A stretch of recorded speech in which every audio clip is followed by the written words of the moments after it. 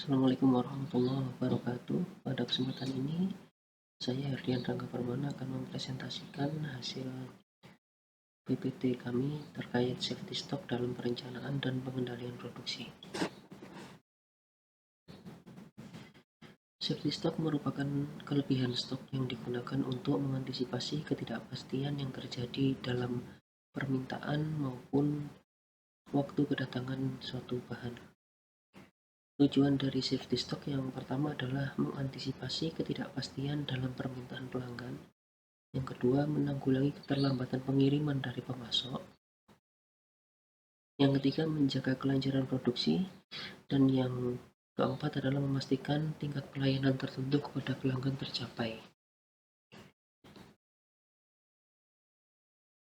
Faktor yang mempengaruhi safety stock antara lain yang pertama adalah variabilitas permintaan, di mana di sini semakin tinggi fluktuasi permintaan, maka semakin besar safety stock yang dibutuhkan. Kemudian variabilitas lead time.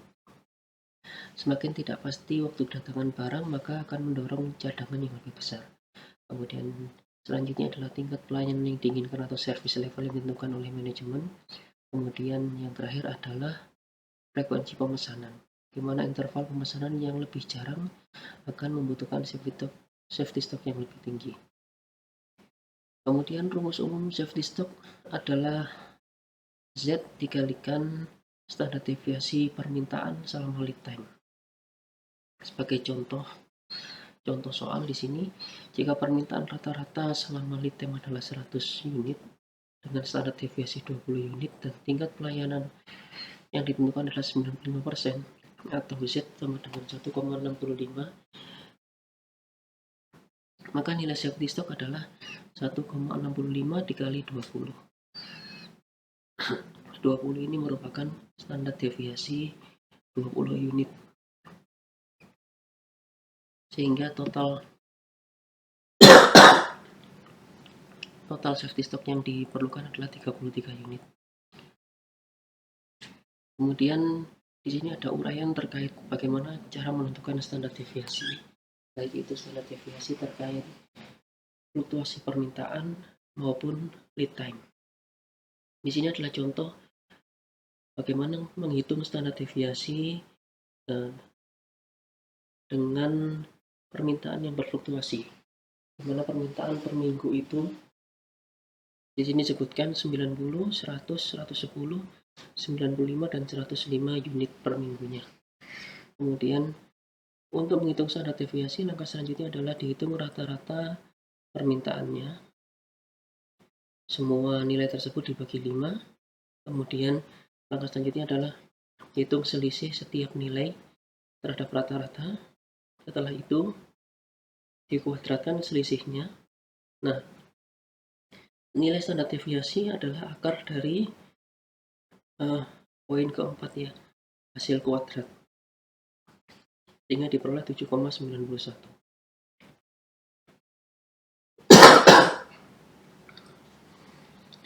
Kemudian untuk menghitung sampel ini perlu diperhatikan rumusnya sebagaimana tersebut di bawah ini. Ada yang perlu dikurangi 1, ada yang tidak. Jika populasi yang dihitung maka tidak perlu dikurangi 1 atau langsung dibagi dengan N. Kemudian untuk perhitungan safety stock di sini dibagi menjadi 3. Yang pertama adalah yang berfluktuasi adalah permintaannya, yang kedua adalah berfluktuasi pada lead time-nya, yang ketiga adalah fluktuasi baik pada permintaan maupun pada lead time. Di sini ada contoh fluktuasi pada permintaan atau demand. Pada contoh nomor 1, perusahaan mengalami permintaan rata-rata 50 unit per hari dan lead time rata-rata 4 hari.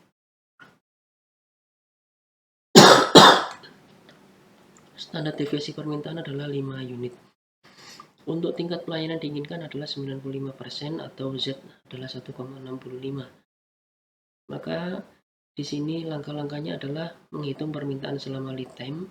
Jadi 50 dikali 4 rata-rata per hari 50, lead time-nya adalah 4, maka 50 kali 4 sama dengan 200 unit. Dalam lead time 4 hari itu dibutuhkan 200 unit. Standar deviasi selama lead time maka adalah akar lead time 4 hari dikalikan 5. 5 adalah standar deviasinya, sama dengan 10. Jadi standar deviasi selama lead time itu adalah 10. Standar deviasi selama 4 hari adalah 10. Maka safety stocknya adalah 1,65 atau nilai Z-nya dikalikan dengan 10 sehingga diperoleh quantity safety stock sebanyak 17 unit. Kemudian berikut adalah contoh perhitungan safety stock untuk case fluktuasi pada lead time. Dengan asumsi permintaannya tetap 80 unit per hari. Rata-rata lead time-nya adalah 5 hari, standar deviasi 1,5 hari. Tingkat pelayanan 95%. Maka cara menghitung safety stock menggunakan rumus yang berbeda, yaitu Z sama dengan safety stock sama dengan Z dikalikan demand atau permintaannya dikalikan standar deviasi selama lead time-nya. Baik, dari perhitungan ini maka diperoleh nilai safety stock sebanyak 198 unit. Case yang ketiga adalah perhitungan safety stock dengan fluktuasi pada demand dan lead time.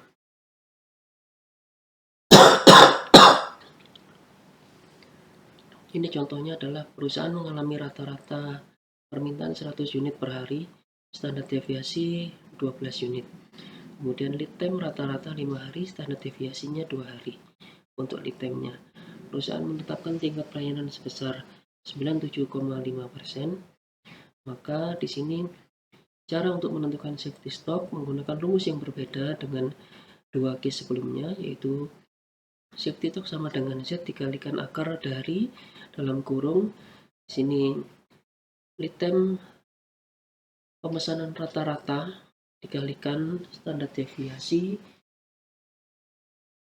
untuk demand dikuadratkan dalam kurung tutup kurung ditambah buka kurung. Di sini permintaan rata-rata per unit dikuadratkan dikalikan dengan standar deviasi lead time tutup kurung. Dari kondisi ini maka nilai safety stock yang ditentukan adalah 396 unit.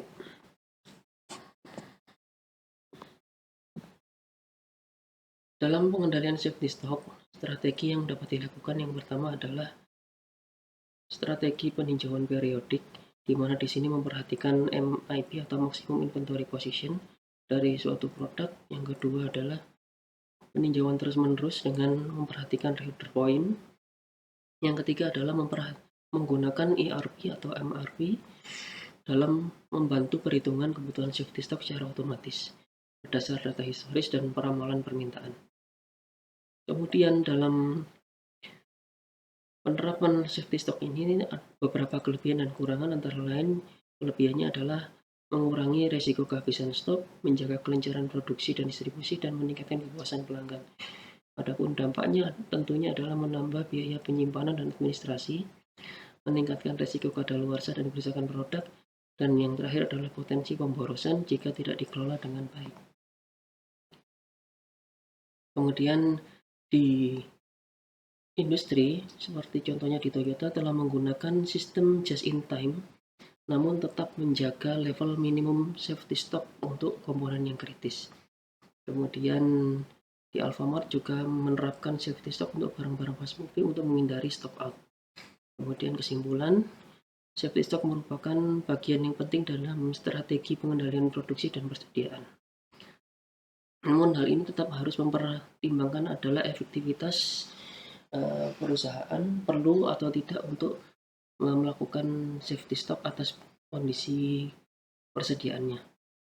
Dalam pelaksanaannya, rekomendasi yang diberikan adalah menggunakan data historis permintaan dan lead time untuk menghitung safety stock secara akurat, Kemudian gunakan perangkat lunak dan meninjau safety stock secara berkala.